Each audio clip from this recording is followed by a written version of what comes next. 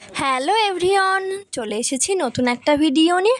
তো আমি সকালবেলায় ছাদ বাগান থেকে ভিডিওটা শুরু করেছি, কারণ আজকে ছাদ বাগানে সব সবজি তোলা হবে, সব বলতে কিছুটা, কারণ আমার বাবা আমার শাশুড়ি মায়ের জন্য ছাদ বাগানের সবজি পাঠাবে, সেই কারণে। তো দেখো দেখো ছাদে কত সুন্দর বেগুন হয়েছে, ছাদে কিন্তু অনেক বেগুন হয়েছে। তো একে একে তোমাদেরকে আরও সব গাছগুলো দেখিয়ে দিচ্ছিলাম। এই যে লেবু গাছে লেবুর শাখা পোশাখাতে লেবু হয়েছে, আর এই যে উস্তে গাছ, উস্তে গাছেও কত উস্তে হয়েছে দেখো। তো তোমাদের একটু ভালো করে দেখিয়ে দিচ্ছিলাম, তারপর শুরু হয়ে গেল বাবার একে একে সব সবজি তোলা। তো দেখো এই যে বেগুন সব একে একে সব কেটে নিচ্ছে। আমার বাবা কিন্তু গাছপালা লাগাতে খুবই ভালোবাসে। তো সকাল বিকাল দুপুর যেমন চাষিরা মাঠে গিয়ে যেমন মানে তিন বেলাতেই মানে সবজির দেখভাল করে, তো আমার বাবা কিন্তু কাজের মাঝখানে এই ছাদে উঠতে মানে একবেলাও ভুল করে না। তো এই দেখো একে একে সাদা বেগুন তুলে নিয়েছে, তারপর লাল বেগুনও তুলে নিল।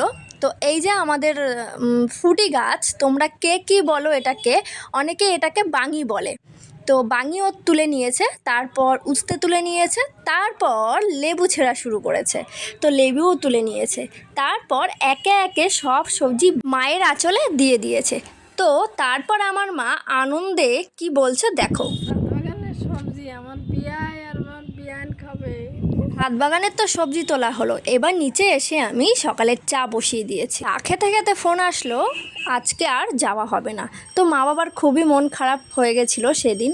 তো তার পরের দিন ভোরবেলায় ভেবেছিলাম আমি একা একাই যাব আমার শ্বশুর বাড়িতে, কিন্তু আমার বর আমাকে একা আর যেতে দেয়নি। তার সব কাজ ফেলে সে আমাকে নিয়ে গেছিলো। তো এই যে আমরা অনেক ভোরবেলায় দেখো হাওড়াতে চলে এসেছি। তো তারপর ট্রেনে উঠে গেছি। তো তার এতটাই এখন কাজে ব্যস্ত যে রাতের বেলায় আবার অন্য জায়গাতে যাওয়ার ট্রেন ছিল হাওড়া থেকে, সেই কারণে আমরা ভোরে ভোরে বেরিয়ে গেছি শ্বশুরবাড়ির উদ্দেশ্যে। তো ট্রেন থেকে নেমে এই যে টোটোতেও উঠে গেছিলাম।